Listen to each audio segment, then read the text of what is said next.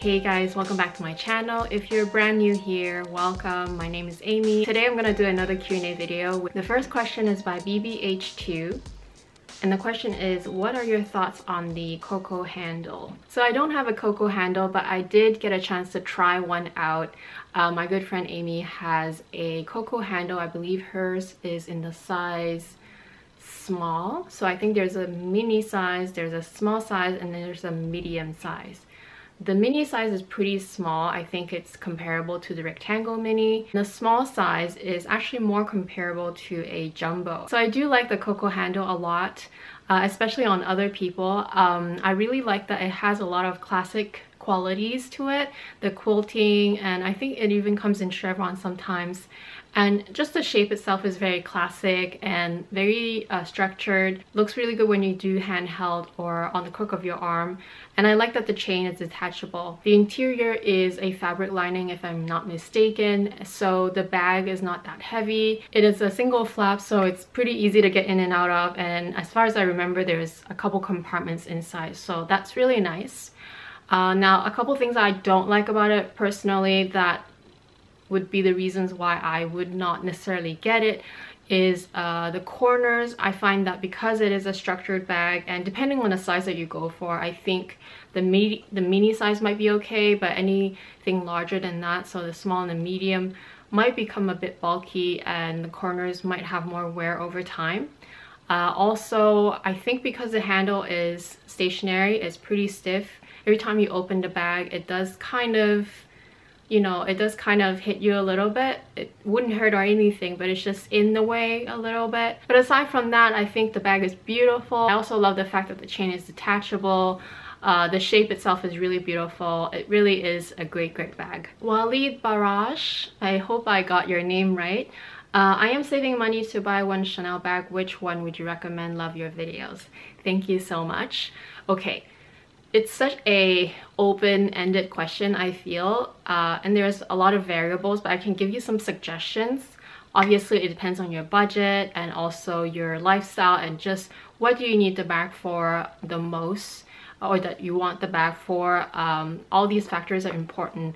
So in general, I would say classics are a good way to go, just because as your first Chanel bag, it is good to get a classic bag and a bag that you will always go back to. And they are kind of an investment in a sense that you're gonna buy it to keep for a long time, hopefully, and to be able to use it for a long time. And because of that, you don't want to choose styles that are too out there and that you might not enjoy in the future. But having said that, there's also a lot of seasonal bags that are really beautiful and that looks really classic. So I can give you a few suggestions. So as far as mini bags, I feel like the Chanel mini flaps are really great. There's the square and there's the rectangle version. I personally have a square.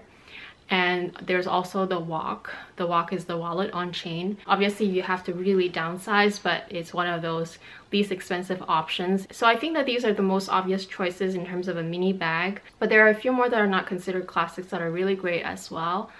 So off the top, I'm thinking about the Business Affinity. I've tried that one. I really like it. It comes in several sizes. The mini size is more towards the mini bag size, and then the small and the medium size are actually pretty large. Also just talked about the Coco handle.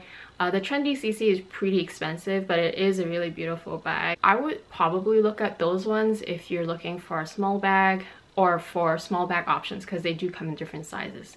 Now, in terms of a medium-sized bag, obviously you still have the Coco handle, Trendy CC, you still have the Business Affinity as well. Those are all seasonal bags that are really classic looking. And you obviously still have your classic flaps, your medium, large, and jumbo, and maxi, whichever size you're going for. There's also the boy bags. Definitely think about what you want your bag for. Like, is it more of a night out bag? Is it more of an everyday bag? Is it more of a occasional bag? Definitely think about what your needs are and what your style is, and whether you don't mind going for a seasonal bag that kind of has a classic look, but not necessarily with the price of the classics, because the classics are usually pretty pricey unless you go for the minis, but then minis are also seasonal. Mimi Y. I have a Neverfull MM, but I'm considering adding the Speedy B25 in my collection despite the cons. What do you think? I like the fact that it is a very iconic bag, that even though I don't quite wear it as much or as often, I still want to have it in my collection. It's one of those bags that is not too crazy expensive in the luxury world. I mean, it is expensive, and if you don't use it at all, obviously you don't want it to just sit there, but if you're still going to use it once in a while and just to style with different outfits and play with the different styles, I think it's still worth it, especially because you really want it already. I think you like it because you like the style, and it is very iconic, and there is a reason why a lot of people still love the Speedy. I love the Speedy except for a few things that do, you know, do get on my nerve, but despite all that, I still like the bag a lot. I do like styling the bag. I think it looks really cool when I wear it, and it is very iconic. Like I said, I'm just repeating myself, but basically that's what I'm saying. I think that sometimes you kind of have to go with your heart. I know that logically sometimes you don't want to do repeats or whatnot. At least that's how I feel with my collection. I don't like to repeat styles or just even styles that are similar in functionality. I just don't like to do that. I don't like to be redundant, but sometimes I do go for bags that nobody likes and I love them, but I love them for their styles and for how they make me feel when I wear them. So I say go for it, especially if you're already wondering whether you should add it. I feel like you just want it, and I think that you should just go for it. It is a great bag, and you might not feel the same way as I feel about the cons. My next question is by SK. She saw my reveal and review video of the Chanel Gabrielle bag, and she pointed out that I didn't like small openings in general, especially that's what I was complaining about on my Speedy B25. Also, she's asking whether it is easy to scratch the leather covering on the opening. More eye candy for you guys. So this is my Gabrielle bag. If you guys haven't seen the review, I'll link it down below. But this is the bag, and it opens with a zippered opening, and I think she's wondering whether the leather is easy to scratch, meaning I think she's asking about this part here. I think it's okay, but because usually when I open it, I kind of pry it open like this, so you're really going in and out like this. So I don't necessarily think that scratching the leather here is an issue at all. I don't think you would really open it like this, especially if you already have stuff in it. Now, concerning the zipper opening, you're right. I did mention that I don't like the zipper opening of the Speedy B bag. Like I said, I was aware of this when I bought this bag, and that I bought this bag because of the style. So even though I was aware of this, I'm very accepting of the fact, basically, and it does annoy me sometimes, but I am okay living with it. And same with the Speedy, I still live with it, and I still have it in my collection because of that reason. There's also one difference between this and the Speedy, is that the Speedy 25 is still pretty big, whereas the Gabrielle bag is pretty small. This is a mini bag, and when it's smaller, even though your opening is a zipper opening, it's not as hard to find things because you can only really fit a handful of things in it. Whereas with the Speedy, because it's a much bigger bag, when I fill it up with like a lot of stuff, with such a small zipper opening, it's really hard to find. So that's the main difference, is that things are still easy to find in here because, I mean, this is the size, and things are much harder to find on the Speedy because it's just all jumbled up inside. So that's one of the main difference, and that is why I think I find this zipper opening a little bit more forgiving. Next question is by S Tanza. So she watched my Gabrielle bag review as well, and she just was wondering whether her essentials would fit in it. So she has a mini pochette, a small wallet which is similar to my Longchamp wallet, a phone, and an LV key holder. She also wants to know if we can fit in a couple of passports. It does fit all those things that you described to me. I try to basically use the same items that you told me to fit into my bag. Now, having said that, it is a very tight fit, and the reason is because of the base. So the thinnest part is here, right? So basically anything that fits in this bag has to fit in this thinnest part of the bag.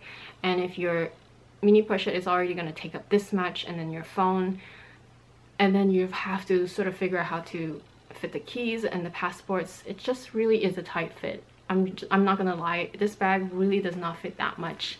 Like I said, it only fits maybe a little bit more than the rectangle mini. The other thing that I will suggest also is that you can try different types of pouches. If the mini pochette is really way too tight, because the mini pochette is not that mini, we all know that, you can definitely try different other pouches that you may have. That might help actually. The other thing is, like I said, instead of going with that longchamp card case, go with a slim card case.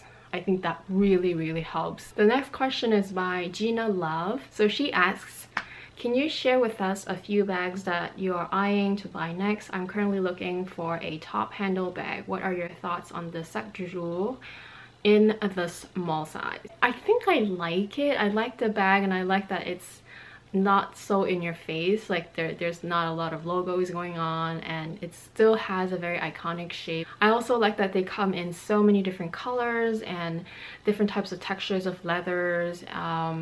So yeah, as far as originality and just something different, I like it. Not everybody has the Sac de Jour. I do think that if you're, you know, if you have a good collection of bags already and you just want to look into adding different brands to your collection and just have something different, I think it is a nice bag to have. I already did a wishlist video a few months ago, but sometimes wish lists are not always the same as the shopping lists, especially when there are so many releases coming out. There's a couple that I'm absolutely crazy about from Fendi and Gucci. So with Gucci, the Gucci Supreme Ophidia bags are just so beautiful. It's the vintage looking one.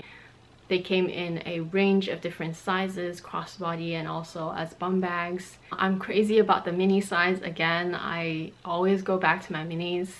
However, I did try it in the store, and I think that it is really small. I think it's really meant as a just like a cell phone and maybe a card case and keys type of bag, which is basically a super mini, I think.